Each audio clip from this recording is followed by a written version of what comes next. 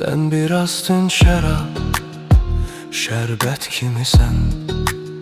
Hardasa aşikar, xəlvət kimisən.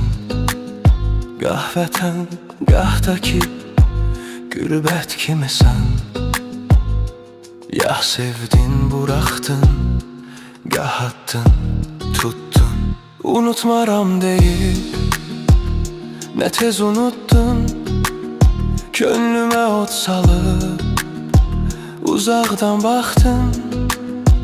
Qapımı döyəndə yenə sən idin. Bu dəfə iz qoydun, xəbərciz qaçdın.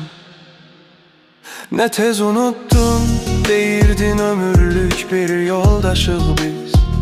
Ne tez unuttun, bir gecelik imiş bütün anların.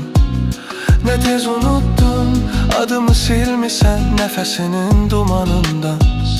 Ne tez unuttun, mən hələ səndəyəm, sən kimin yanında?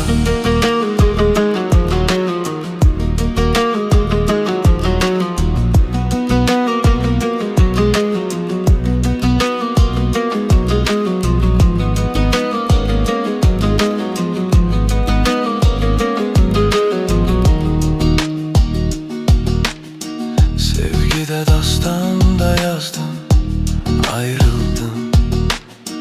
Niyetin mekûle, niyetin aydın. Gah kara buluttun, gah güneş aydın. Gönlümü səhra tək yaman quruttun. Unutmaram deyib, ne tez unuttun.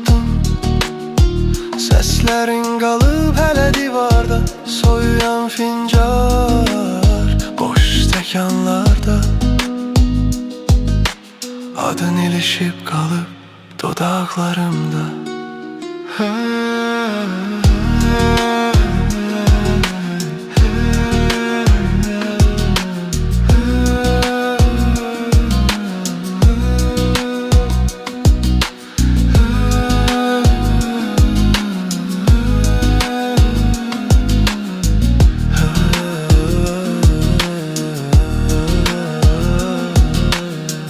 Hardan inanmışdım, bilmirəm özümə.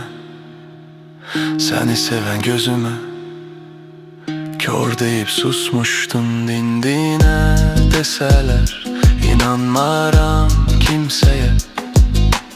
Tək sual ürəyimdə yanır.